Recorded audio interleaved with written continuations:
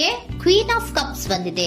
ನಿಮ್ಮ love life ನ ವಿಚಾರವಾಗಿ ಬಹಳ ಕೇರಿಂಗ್ ಅನ್ನ ಮಾಡ್ತಾ ಇರುವಂತಹದ್ದು, ಅದ್ರ ಬಗ್ಗೆನೇ ನೀವು ಯೋಚನೆಯನ್ನ ಮಾಡ್ತಾ ಇರುವಂತಹದ್ದು, ಒಂದು ಸ್ಟೇಬಲ್ ರಿಲೇಶನ್ಶಿಪ್ ಅನ್ನ ಉಳಿಸ್ಕೋಬೇಕು ಅನ್ನುವಂತಹ ಆಲೋಚನೆಯನ್ನ ಮಾಡ್ತಾ ಇರುವಂತಹದ್ದು ರೆಪ್ರೆಸೆಂಟ್ ಆಗ್ತಾ ಇದೆ. ಪಾಸಿಟಿವ್ ಬಗ್ಗೆ ಹೇಳೋದಾದ್ರೆ ಎಲ್ಲವೂ ಚೆನ್ನಾಗಿಯೇ ಇತ್ತು. ಫುಲ್ ಕಾರ್ಡ್ ರೆಪ್ರೆಸೆಂಟ್ ಆಗ್ತಾ ಇದೆ ಅಂದ್ರೆ ಜಾಯ್ಫುಲ್ ಆಗಿತ್ತು, ಚೆನ್ನಾಗೇ ಮಾತಾಡ್ತಾ ಇದ್ರಿ, ಖುಷಿಯಾಗಿದ್ರಿ, ಖುಷಿಯಾಗಿ ಓಡಾಡೋದು ಎಲ್ಲವನ್ನ ಕೂಡ ನೀವು ಮಾಡಿರುವಂತಹದ್ದು ರೆಪ್ರೆಸೆಂಟ್ ಆಗ್ತಾ ಇದೆ. ಆದ್ರೆ ನೀವು ಯಾವಾಗ ಸೀರಿಯಸ್ ಆಗಿ ಕಮಿಟ್ಮೆಂಟ್ ಅನ್ನ ಕೇಳೋದಕ್ಕೆ ಶುರು ಮಾಡ್ತಿರೋ, ಅಥವಾ ನೀವ್ ಯಾವಾಗ ಸ್ವಲ್ಪ ಚೇಂಜಸ್ ಗಳನ್ನ ಮಾಡ್ಕೋ ಅಂತ ಹೇಳೋದಕ್ಕೆ ಶುರು ಮಾಡ್ತಿರೋ, ಅಥವಾ ನೀವು ಸ್ಪಷ್ಟವಾಗಿ ನಿಮ್ಮ ಲವ್ ಲೈಫಿನ ವಿಚಾರವಾಗಿ ಹೀಗೆ ಇರ್ಬೇಕು ಅಂತ ಯಾವಾಗ ಒಂದು ಗಡಿಗಳನ್ನ ಹಾಕೋಕೆ ಶುರು ಮಾಡ್ತಿರೋ, ಆಗ ನಿಮ್ಮ ಲವ್ ಲೈಫಿನ ವಿಚಾರದಲ್ಲಿ ಫೀಲಿಂಗ್ಗಳು ಲೆಫ್ಟ್ ಔಟ್ ಆಗುವಂತ ಸಾಧ್ಯತೆಗಳು ಇದ್ದಿರುವಂತಹದ್ದು ನಿಮ್ಮ ಪಾಸಿಟಿವ್ ನಲ್ಲಿ ರೆಪ್ರೆಸೆಂಟ್ ಆಗ್ತದೆ. ನೀವೇನಾದ್ರೂ ಹಾಗಿರ್ಬೇಕು ಹೀಗಿರ್ಬೇಕು ಅಂತ ಏನಾದ್ರೂ ನೀವು ಅವ್ರಿಗೆ ಹೇಳಿದ್ರೆ ಅವರು ನಿಮ್ಮಿಂದ ಸ್ವಲ್ಪ ಸ್ವಲ್ಪ ದೂರ ಹೋಗಿರುವಂತಹದ್ದು ರೆಪ್ರೆಸೆಂಟ್ ಆಗ್ತಾ ಇದೆ. ಯಾಕಂದ್ರೆ ನೀವು ಖುಷಿಯಾಗಿರ್ಬೇಕು, ಸಂತೋಷವಾಗಿರ್ಬೇಕು ಅಷ್ಟನ್ನ ಮಾತ್ರನೇ ಅವರು ಎಕ್ಸ್ಪೆಕ್ಟ್ ಅನ್ನ ಮಾಡುವಂತಹದ್ದು. ಈಗ ಸದ್ಯದ ಮಟ್ಟಿಗೆ ಅವರು ನಿಮ್ಗೆ ಯಾವುದೇ ರೀತಿಯ ಸೀರಿಯಸ್ ಕಮಿಟ್ಮೆಂಟ್ ಗೆ ಒಳಗಾಗುವಂತ ಸಾಧ್ಯತೆಗಳು ಯಾವುದು ಇದ್ದಿರೋ ಮಟ್ಟಿಗೆ ನಿಮ್ಮ ಪಾಸ್ಟ್ ನಲ್ಲಿ ರೆಪ್ರೆಸೆಂಟ್ ಆಗ್ತಾ ಇಲ್ಲ. ಈ ಪರ್ಸನ್ ಏನು ಈ 4 ಕಾರ್ಡ್ ಬಂದಿದೆಯೋ, ಈ ಪರ್ಸನ್ ಸೀರಿಯಸ್ ಕಮಿಟ್ಮೆಂಟ್ ಗೆ ಸಿಗುವಂತಹ ಸಾಧ್ಯತೆಗಳು ಇದ್ದಿರೋ ಮಟ್ಟಿಗೆ ನಿಮ್ಮ ಪಾಸ್ಟ್ ನಲ್ಲಿ ಕಾಣಿಸ್ತಾ ಇಲ್ಲ. ಆಗ ಅವರಿಗೆ ಫೀಲಿಂಗ್ ಲೆಫ್ಟ್ ಔಟ್ ಆಗಿರುವಂತಹದ್ದು, ಅವರು ಸ್ವಲ್ಪ ಸ್ವಲ್ಪ ಚೇಂಜ್ ಆಗಿ ನಿಮ್ಮಿಂದ ದೂರ ಹೋಗಿರುವಂತಹದ್ದು ಈ ಕಾರ್ಡಿನಲ್ಲಿ ರೆಪ್ರೆಸೆಂಟ್ ಆಗ್ತಾ ಇದೆ. ಅಟ್ ದ ಪ್ರೆಸೆಂಟ್ ನಲ್ಲಿ ನಿಮಗೆ ಬಂದಿರುವಂತಹ ಕಾರ್ಡ್ ಏನು, ವೀಲ್ ಆಫ್ ಫಾರ್ಚೂನ್. ಬದಲಾವಣೆಯ ಮಾರ್ಗವನ್ನ ನೀವು ಹಿಡಿಬೇಕು, ಅಂದ್ರೆ ಬದಲಾವಣೆ ಆಗ್ಬೇಕು. ನೀವು ಅವರು ಸೀರಿಯಸ್ ಕಮಿಟ್ಮೆಂಟ್ ಅನ್ನ ಕೇಳಿದಾಗ ಅವರು ನಿಮ್ಮಿಂದ ದೂರ ಹೋಗಿದ್ದಾರೆ ಅಂದ್ರೆ ನೀವೇನ್ ಮಾಡ್ಬೇಕು, ಅಟ್ ದ ಪ್ರೆಸೆಂಟ್ ನಲ್ಲಿ ಬದಲಾವಣೆಯ ಮಾರ್ಗವನ್ನ ಹಿಡಿಬೇಕು.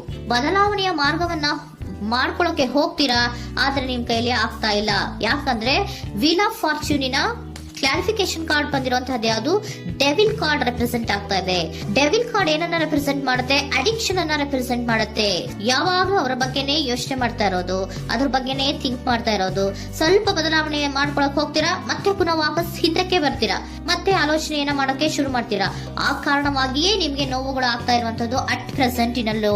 ನೀವು ಬದಲಾವಣೆ ಆಗೋಕೆ ಹೋಗ್ತೀರಾ, ಎಲ್ಲಿ ಬದಲಾವಣೆ ಆಗ್ತಾ ಇದ್ದೀರಾ, ಎಲ್ಲಿ ಚೇಂಜಸ್ ಆಗ್ತಾ ಇದ್ದೀರಾ, ನೀವು ಆಗ್ತಾ ಇಲ್ಲ. ಯಾಕೆ ಹೇಳಿ, ನಿಮ್ಮಲ್ಲಿ ಅಡಿಕ್ಷನ್ ಗಳು ರೆಪ್ರೆಸೆಂಟ್ ಆಗ್ತಾ ಇದೆ. ತುಂಬಾ ಅಡಿಕ್ಷನ್ ಇರೋದ್ರಿಂದ, ನಿಮ್ಮ ಲವ್ ಲೈಫ್ ನ ವಿಚಾರವಾಗಿ ನೀವು ತುಂಬಾ ಅಡಿಕ್ಟ್ ಆಗಿರೋದ್ರಿಂದ ನೀವು ಯಾವುದೇ ರೀತಿಯ ಬದಲಾವಣೆಯನ್ನ ನೀವು ಮಾಡ್ಕೋತಿಲ್ಲ. ನಿಮ್ಮ ಲವ್ ಲೈಫ್ ನ ವಿಚಾರವಾಗಿ ನೀವು ಬದಲಾವಣೆಯನ್ನೇ ಮಾಡ್ಕೊತಾ ಇಲ್ಲ. ಅವ್ರು ಕಮಿಟ್ಮೆಂಟ್ ಕೊಟ್ಟಿಲ್ಲ, ಅವ್ರು ಹೋದ್ರು ಅಂದ್ಮೇಲೆ ನೀವು ಮುಂದೆ ಬರ್ಬೇಕು, ನಿಮ್ಮ ಜೀವನದಲ್ಲಿ ನೀವು ಮುಂದೆ ಬರ್ಬೇಕು. ಸೊ ನೀವು ಮುಂದೆ ಬರಕ್ ಹೋಗ್ತೀರಾ, ಆದ್ರೆ ಅಲ್ಲೇ ಸ್ಟ್ರಕ್ ಆಗ್ತಾ ಇರುವಂತಹದ್ದು ರೆಪ್ರೆಸೆಂಟ್ ಆಗ್ತಾ ಇದೆ. ನೀವ್ ಯಾವಾಗ ಅಡಿಕ್ಷನ್ ಗಳನ್ನ ಜಾಸ್ತಿ ಮಾಡ್ಕೋತಿರೋ ಅಬ್ಸೆಷನ್ ಆಗತ್ತೆ. ಯಾವಾಗ ನಿಮ್ಮಲ್ಲಿ ಅಬ್ಸೆಷನ್ ಗಳಾಗಕ್ಕೆ ಶುರು ಆಗುತ್ತೋ ಆಗ ನಿಮ್ಮ ನೋವುಗಳು ಜಾಸ್ತಿ ಆಗುತ್ತೆ. ಕಣ್ಣೀರಿಡೋದು, ನೋವನ್ನ ಪಡೋದು, ಸಂಕಟ ಪಡೋದು, ಪದೇ ಪದೇ ನೆನಪಿಸ್ಕೊಳ್ಳೋದು, ಅಳೋದು, ಆಗದೇ ಇಲ್ವೇನೋ ನನಗೆ ಅನ್ನುವಂತಹ ರೀತಿಯಲ್ಲಿ ಅಟ್ ಪ್ರೆಸೆಂಟ್ ನಲ್ಲಿ ಕೆಲವೊಬ್ರು ಇರುವಂತಹದ್ದು ರೆಪ್ರೆಸೆಂಟ್ ಆಗ್ತಾ ಇದೆ. ನೆಕ್ಸ್ಟ್ ಕಾರ್ಡ್ ಬಂದಿರುವಂತಹದ್ದು ಯಾವುದು, ಕ್ವೀನ್ ಆಫ್ ಪೆಂಟಿಕಲ್ಸ್ ಬಂದಿದೆ. ಸೊ ಕ್ವೀನ್ ಆಫ್ ಪೆಂಟಿಕಲ್ ಏನನ್ನ ರೆಪ್ರೆಸೆಂಟ್ ಮಾಡುತ್ತೆ, ನಿಮ್ಮನ್ನ ನೀವು ಗಮನವನ್ನ ಕೊಡಬೇಕು, ನಿಮ್ಮ ಕಡೆಗೆ ನೀವು ಹೆಚ್ಚು ಗಮನವನ್ನ ಕೊಡಬೇಕು. ಅವ್ರು ನಿಮ್ಗೆ ಸೀರಿಯಸ್ ಕಮಿಟ್ಮೆಂಟ್ ಕೊಡ್ಲಿಲ್ಲ, ಫೀಲಿಂಗ್ ಲೆಫ್ಟ್ ಔಟ್ ಆಯ್ತು, ಅವರು ದೂರ ಆಯ್ತು, ಹೋದ್ರು ಅಲ್ವಾ. ಸೊ ನೀವೇನ್ ಮಾಡ್ಬೇಕು, ನೀವು ನಿಮ್ ಕಡೆಗೆ ಗಮನವನ್ನ ಕೊಡಬೇಕು.